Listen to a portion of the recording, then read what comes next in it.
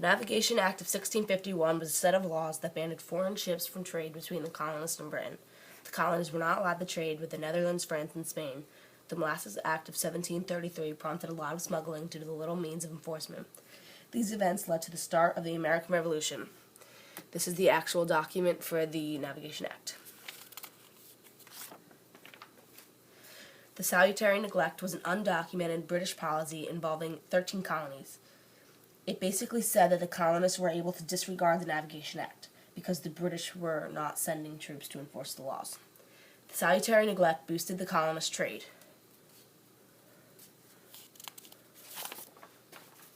The Proclamation of 1763 was a royal decree declared by the British Crown after the French and Indian War was over. The proclamation forbade the colonists to settle past the line across the Appalachian Mountains. It also helped make better relationships with the Native Americans and organize North America's empire.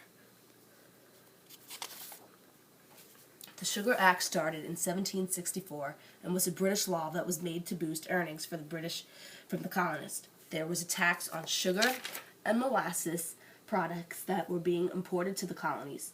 This made the manufacture of rum growth in New England. The Sugar Act enforced people to pay 3-cent tax on sugar and molasses.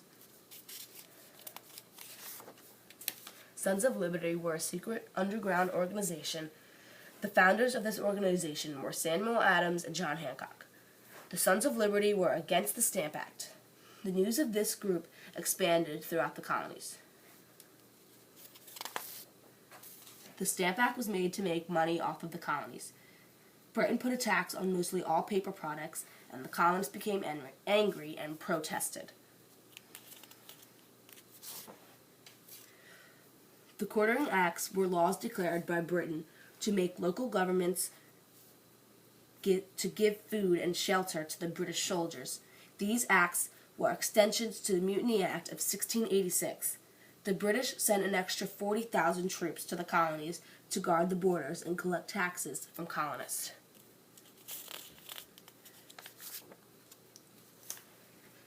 The Boston Massacre, there was only 5 casualties. It began by a street fight on March 5th in 1770. A patriot mob was throwing stones and snowballs and sticks at a little squad of British soldiers.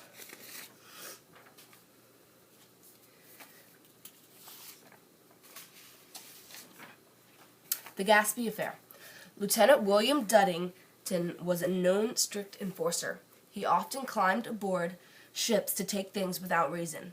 On June 9, 1772, John Brown and a group of about 55 people attacked the Gaspee ship. They took all of the possessions on the ship, then set it on fire. The Tea Act was passed on May 10, 1773 by Parliament.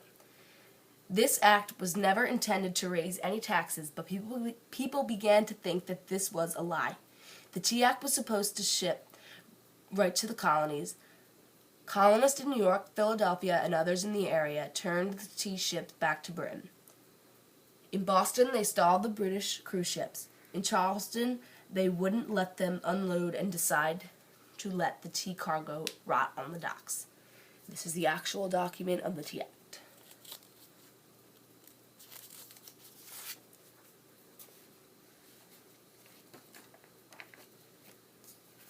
The Boston Tea Party resembles an act of defiance against taxation. On December 16th of 1773, the Sons of Liberty and Samuel Adams went upon 3 ships in the Boston harbor. During this night, they threw 342 chests of tea overboard into the harbor. While doing all this, they were dressed up like American Indians. These laws were passed in 1774. The British Parliament decided to do this after the Boston Tea Party. This took away self-government in Massachusetts and historic rights. The 13 colonies became livid and led to the outbreak of the American Revolution. The First Continental Congress. Carpenter's Hall in Philadelphia is where the First Continental Congress met. Every colony except Georgia sent their delegates. These colonies decided that the reason they were to finally become united to show a whole authority to Great Britain. The only problem was every colony had their own view. Luckily for Virginia, their group of men seemed to have everyone's view, but within their group of 7 men. Our bibliography, we use Wikipedia, U.S. History, and Colonial Americans.